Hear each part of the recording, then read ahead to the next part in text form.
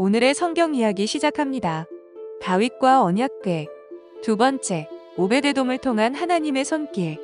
이 시간에는 오베데돔의 집에 복을 주시는 의미에 관하여 이야기를 나누겠습니다.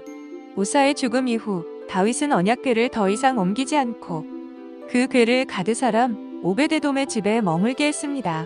사무엘하 6장 11절에는 이렇게 기록되어 있습니다. 여호와의 궤가 가드 사람 오베데돔의 집에 석 달을 있었는데 여호와께서 오베데돔과 그의 온 집에 복을 주시니라.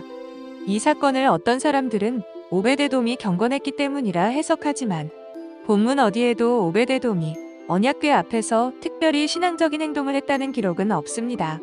오히려 이 복은 하나님의 궤가 머문 장소에 나타난 하나님의 자발적인 임재의 결과였습니다. 이것은 사무엘상 5장의 사건을 떠올리게 합니다. 당시 하나님께서는 전쟁을 이스라엘의 승리로 이끌지 않으셨지만 블레셋 사람들이 언약궤를 빼앗아 다곤 신전에 두었을 때 하나님께서는 이방인의 땅에서도 자신의 거룩하심과 능력을 드러내셨습니다. 사무엘상 5장 3절에는 이렇게 기록되어 있습니다.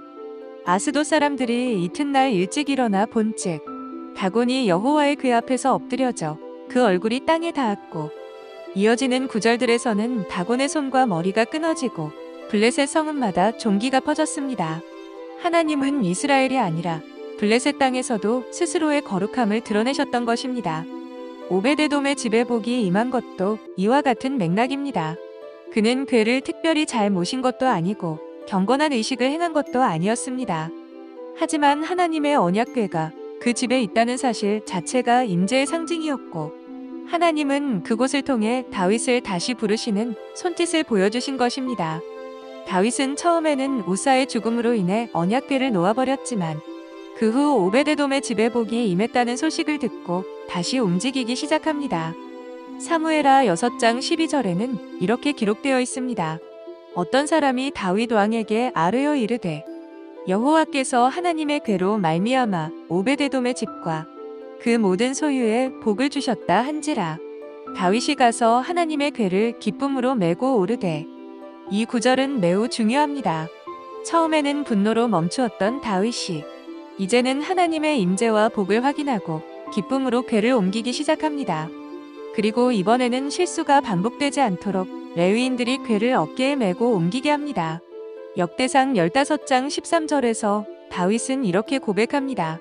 처음에는 너희가 매지 아니하였으므로 우리 하나님 여호와께서 우리를 찢으셨나니 이는 우리가 규례대로 그에게 구하지 아니하였음이라.